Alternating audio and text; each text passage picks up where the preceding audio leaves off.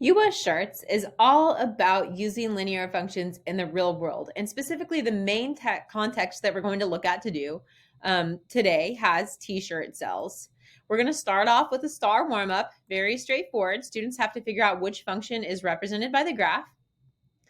And then for getting started, we're given our scenario. So we're told that we were hired to work at a custom t-shirt shop and that the shop charges $8 per shirt plus a one-time charge of $15 to set up the t-shirt design. So that's our scenario. We're going to be working with it for a while in this lesson. And a first question that we're going to start out with is just describe it and then explain, is this proportional or non-proportional?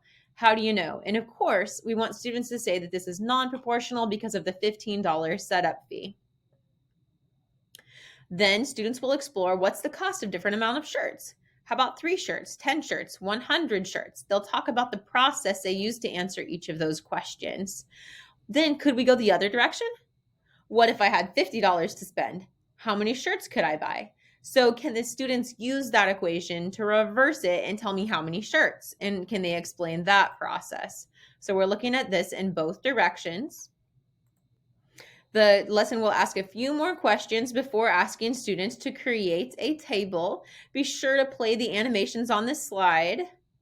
A lot of the slides in this lesson have animations.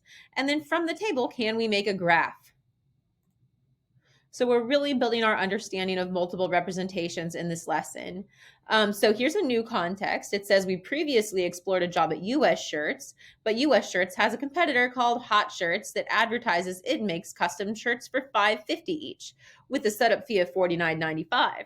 So now our students will get to compare those two companies and see which one has the better deal for each different number of shirts.